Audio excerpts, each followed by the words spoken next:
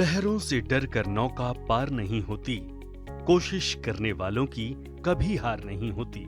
डुबकियां सिंधु में गोताखोर लगाता है, जा जाकर खाली हाथ लौट कर आता है। मिलते नहीं सहज ही मोती गहरे पानी में, बढ़ता दुगना उत्साह इसी हैरानी में। मुट्ठी उसकी खाली हर बार नहीं होती, कोशिश करने वालों की कभी हार नहीं होती। सोहनलाल द्विवेदी जी की ये कविता यमुनानगर के गोताखोर सुखराम पर फिट बैठती है। हाँ, बस अंतर इतना है कि जीविका की तलाश ने सुखराम को गोताखोर बना दिया। सुखराम यमुना नदी में डूबते लोगों की जान बचाते हैं। इतना ही नहीं, अब तक सुखराम नदी से हजारों शव निकाल चुके हैं। पूरे यमुना नगर में सुखराम किसी परिचय के मोहताज नहीं हैं, क्योंकि सुखराम अब तक 5000 से भी ज्यादा लोगों को यमुना नदी से बाहर निकाल चुके हैं। तकरीबन 17 वर्ष की उम्र से ही सुखराम इस काम में जुट गए थे।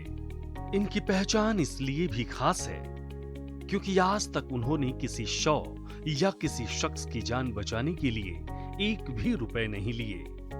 वो ये काम सेवा भाव से करते आ रहे हैं। अब तक तो मैं 35 साल में लगभग 5683 डेड बॉडी मैं काट चुका हूँ 35 साल के अंदर। सुखराम ने गोताखोरी की कला को अपने बड़े भाई दिलावर सिंह से सीखी।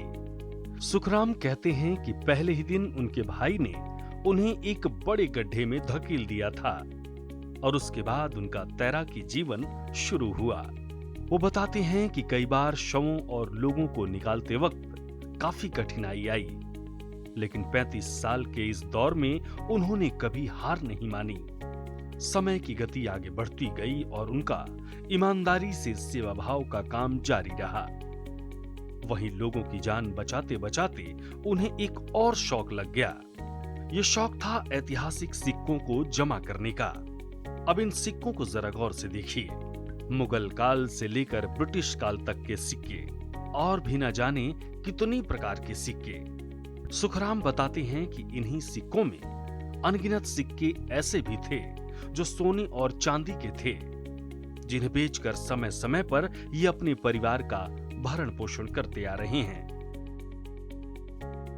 लोगों को जैसे जैसे पता चलेगा हमारा मच्छी मल्ला था, विश्वकर्मा मोहल्ला जो भी था, जो भी आता वहाँ पर कोई डूब गया मच्छी मल्ले में आया करता था, क्योंकि तलाक वहीं रहा करते थे। जाता तो कोई था नहीं, मेरा भाई जाया करता था।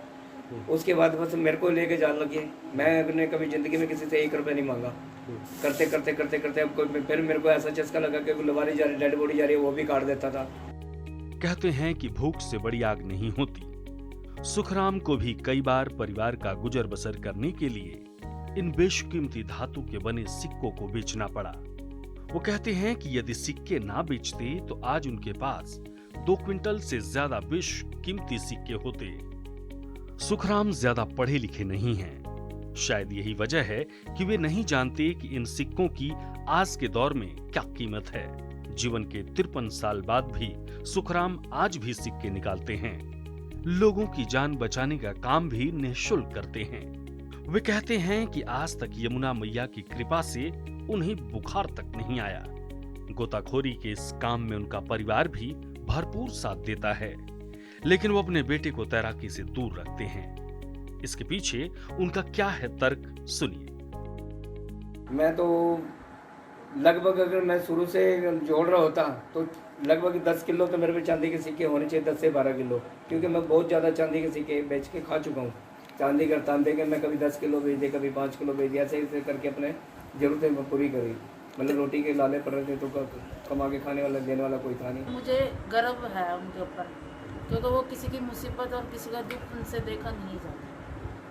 उनको चाहे जितना मर्जी मना कर लो, कोई जितना मर्जी काम हो, उनका छोड़ उड़ के उन्हें जाना है तो जाना ही है उन्हें। बहरहाल प्रशासन की तरफ से उन्हें कई बार सम्मानित किया गया और चौटाला सरकार के समय में नौकरी का भी ऑफर मिला, लेकिन नौकरी नहीं मिली। सूर्या समाचार के लिए यमुनानगर से सुनील कुमार की रिपोर्ट।